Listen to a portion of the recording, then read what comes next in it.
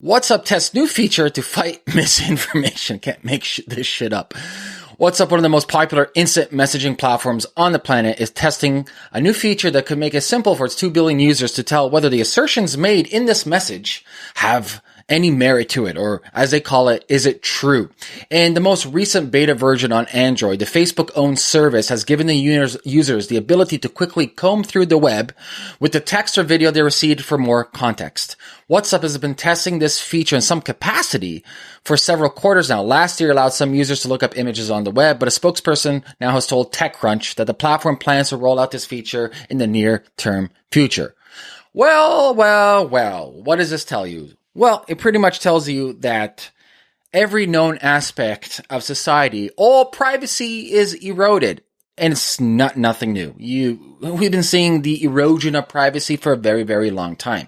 The technocratic elites in Silicon Valley, with all their fancy companies, literally are ripping every aspect of privacy that, and the crazy thing, this is the most fucking crazy thing possible, is we are freely giving the data and our privacy towards these beautiful companies that care so much about us. 'Cause Facebook really cares about my well-being, both mentally, physically, spiritually, and financially. There's that saying, if you're not paying, you're the product. And fuck me, are we the motherfucking product? All your data, everything about you, what you like, your political affiliations, your creed, if you're gay or not, your religion, who you're associated to, every known fucking aspect of your life. If you wipe your ass with fucking toilet paper A, toilet paper B, they fucking know this information about you and they're selling that information to people. Now, why privacy is important? Because privacy is a sovereign human right. Governments do not grant rights. You need to understand this. People keep on getting it fucking twisted. It's a sovereign human right to have privacy. It's a sovereign human right to protect you and yourself and your family from danger. It's a sovereign right for freedom of speech, to practice your religion. These are, let's put in quotations, God-given sovereign rights of a human being. Government doesn't give you these rights. Remember, we are the government. We empower the government through our voting. That's a whole different can of worms. But this is really important information to you, because let's not forget, there's places around the world that if you're talking about certain people, well, you disappear.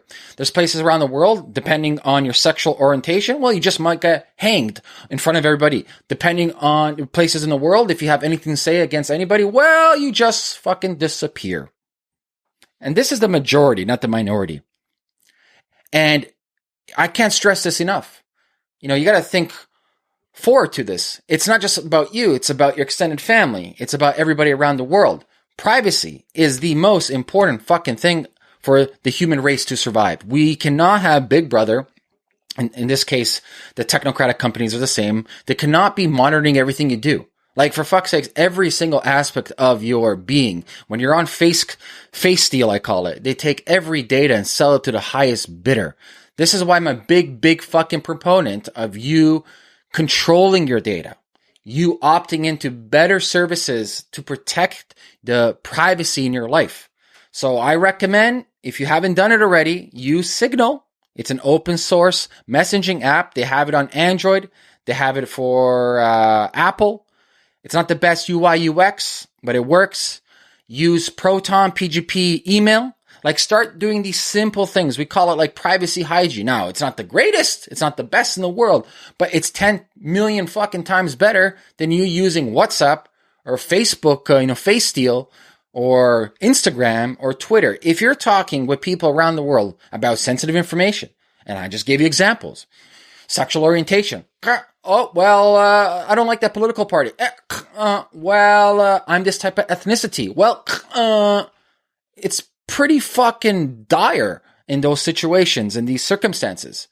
So let's get power back to the individual user. Let's start focusing on privacy. Remember, it's a sovereign right. It's your sovereign right to have privacy away from other people, and start practicing better technical hygiene. Signal app, PGP, Proton Mail. We can even get into like VPNs. Those aren't free, but like $20 a year, all different types of VPNs. Get a VPN for your phone, get a VPN for your desktop, and start practicing privacy hygiene.